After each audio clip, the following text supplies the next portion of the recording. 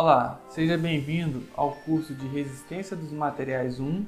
Eu sou o professor Rafael e estou aqui para te ajudar a entender essa disciplina. Vamos lá?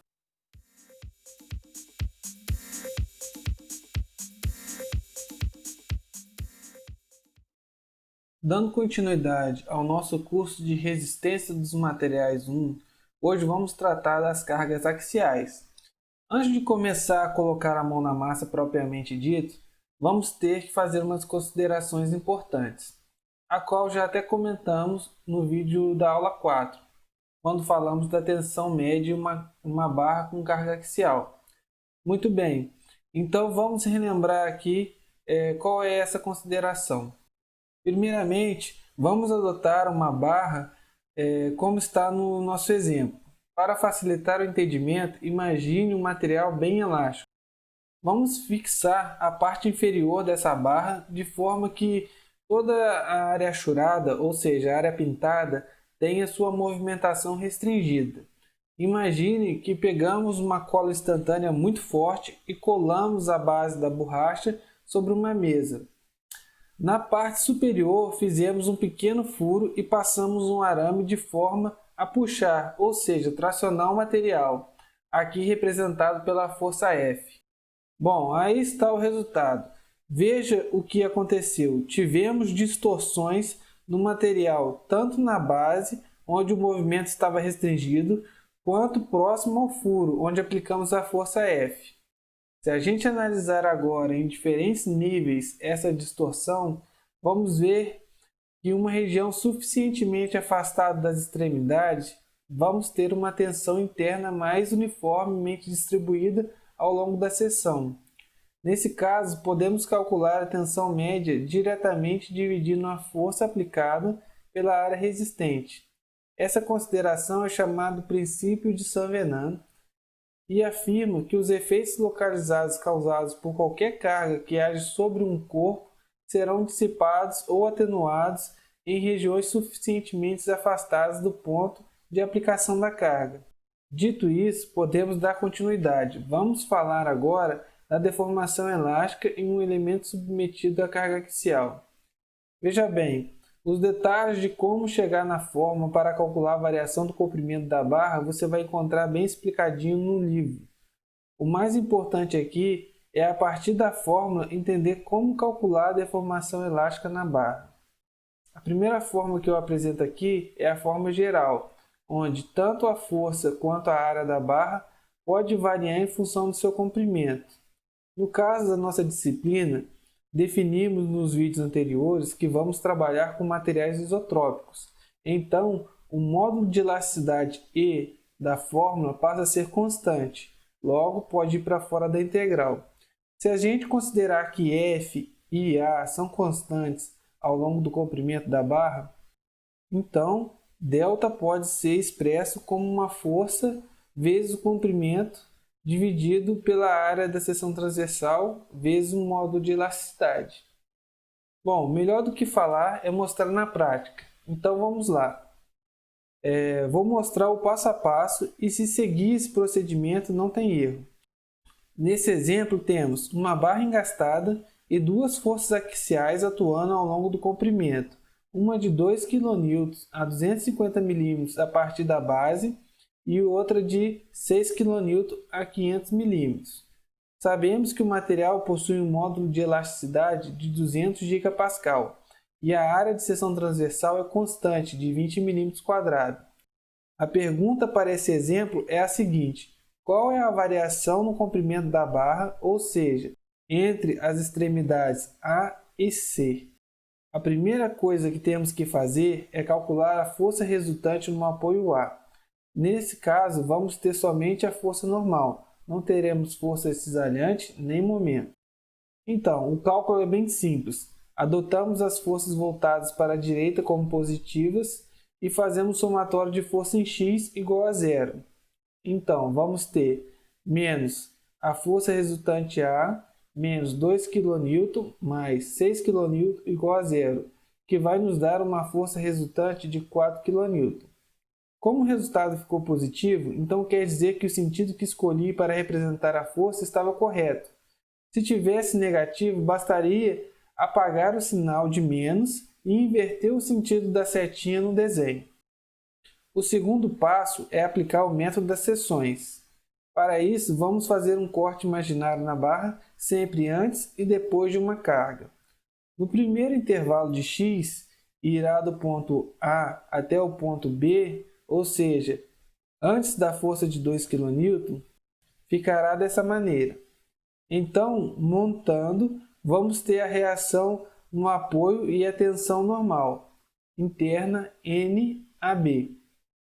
Para calcular, vamos fazer o somatório das forças em x novamente e vamos achar que NAB é igual a 4 kN, o que faz muito sentido, já que a barra está em equilíbrio. Agora vamos passar para o segundo intervalo, que vai do ponto B para o ponto C, ou seja, depois da força de 2 kN. Basta repetir o procedimento do somatório de força em x igual a zero e vamos encontrar uma força normal NBC igual a 6 kN. Simples assim. O terceiro passo da nossa continha aqui é desenhar o diagrama de força normal da barra. No eixo X temos o comprimento da barra em milímetros e no eixo Y a força interna normal em quilonewtons. Ou seja, de A até B a força interna é 4 kN e de B até C é 6 kN, como foi calculado. Repare que a diferença entre os dois níveis é exatamente a força do meio da barra, que é 2 kN. Finalmente, a quarta etapa é aplicar a fórmula da deformação elástica da barra. Então, a variação do comprimento entre A e C será o somatório das parcelas de A e B e a parcela B e C.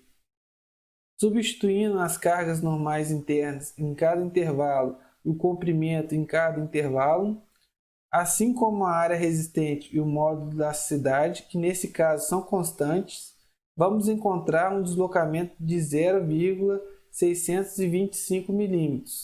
Nesse tipo de cálculo, vale sempre o lembrete de ter atenção às unidades. Muitos erros ocorrem nessa hora. Agora, aproveitando esse mesmo exemplo e aproveitando que nas aulas passadas falamos das propriedades mecânicas dos materiais, podemos introduzir dois outros conceitos muito usados nas disciplinas de resistência dos materiais. São eles o fator de segurança e a tensão admissível. A fórmula é bem simples, conforme mostrado. O fator de segurança é a tensão de falha do material dividido pela tensão admissível do projeto. Bem, alguns livros vão apresentar a tensão de ruptura do material, mas eu gosto de pensar que nem sempre o projeto está associado à falha por ruptura. Nesse exemplo que acabamos de calcular, não queríamos que a barra deformasse além do regime elástico, ou seja, não queríamos que o material se deformasse plasticamente. Para o nosso projeto em questão, isso já seria considerado uma falha, mesmo sem romper. Então aqui, o nosso fator de segurança vai fazer referência à tensão máxima que podemos atingir em uma dada aplicação do material. A tensão admissível será a tensão da falha dividida pelo fator de segurança, geralmente maior do que 1, de modo que a tensão admissível pelo projeto seja menor que a tensão de falha. Esse fator é fundamental devido a uma série de incertezas e aproximações que fazemos nos cálculos, ou seja, é um fator ou uma margem de segurança. O valor do fator de segurança requerido pelo projeto varia muito. No entanto, quanto maior a solicitação e a severidade das condições de uso, maior será o seu valor. Nesse exemplo, vamos adotar a tensão de falha como sendo o limite de escoamento do material, que nesse caso é 360 MPa. E então a pergunta é a seguinte: qual o fator de segurança desse projeto? Vamos ver? Primeiro temos que encontrar a condição mais severa, que neste caso é de 6 kN, no intervalo entre B e C. A força normal média será igual à tensão admissível, que por sua vez será a força de 6 kN dividida pela área de 20 mm², totalizando 300 MPa. Substituindo na fórmula, temos que o fator de segurança será de 1,2. O fator de segurança é adimensional, e nesse caso representa que o projeto está bem dimensionado, com uma tolerância de 20%. Quando o fator de segurança é acima de 1, temos uma condição segura. Igual a 1 está no limite e abaixo de 1 indica que o material irá falhar. Agora vamos imaginar o processo inverso. Pense que temos o mesmo limite de escoamento de 360 MPa, porém a exigência do projeto é um fator de segurança de 2.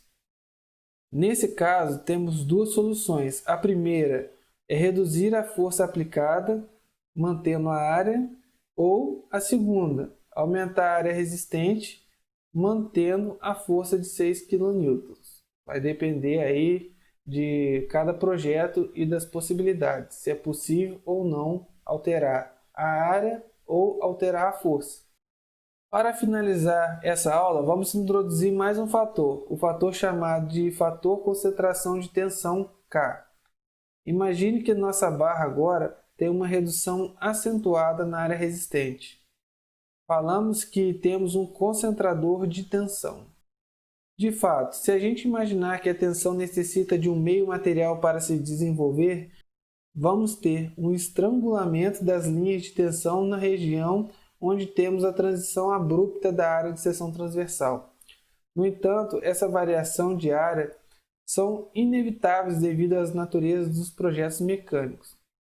Não dá para todas as peças serem totalmente retas, precisamos desses ressaltos para fazer encaixes e componentes, além de outras finalidades. O que geralmente é feito para minimizar esse efeito é aplicar um raio de concordância para suavizar essa transição. Geralmente, a região mais crítica do elemento de máquina vai estar associado a um fator de concentração de tensão. Nesse sentido, diversos estudos foram realizados para tentar mapear, através dos parâmetros geométricos, um fator que pudesse corrigir o cálculo levando em conta a concentração de tensão. Nesse gráfico, vemos um exemplo clássico, onde o fator K é determinado em função da geometria do rebaixo. Vamos ver então como é isso na prática. Vamos adotar um exemplo onde o raio é 1,5 mm, a largura menor é de 10 mm e a maior de 15 mm. A primeira coisa a fazer é selecionar a curva correta, que é dada dividindo a largura maior pela menor. Nesse caso, encontramos a curva de 1,5, pintada de amarelo. Em seguida, temos que ver o eixo X do gráfico, onde encontramos o valor dividindo o raio pela largura menor, aqui pintado de verde. E depois, basta rebater para encontrar o valor de K. Aqui encontramos um valor de aproximadamente 1,9. Agora vamos dar mais um exemplo, levando em conta a peça aulada e sabendo que ela deve trabalhar dentro do regime elástico do material. Como é que a gente faz para selecionar o material?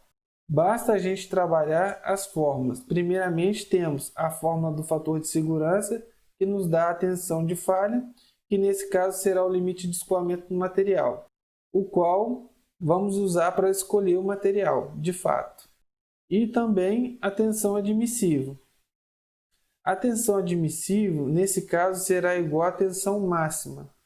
Já a tensão máxima é o fator de concentração de tensão vezes a tensão média. E a tensão média deve ser calculada na região com menor área de seção transversal, ou seja, a região mais crítica, dividindo F por D vezes T. E assim chegamos a um valor para o limite de escoamento que precisamos selecionar. Bom, acho que essa aula ficou um pouco grande. Se ficou assistindo até agora, muito obrigado. Esses foram os tópicos que tratamos hoje. Princípio de Saint-Venant, deformação elástica para uma carga axial, o fator de segurança, tensão admissível e concentração de tensão. Fique atento aos próximos vídeos e até mais.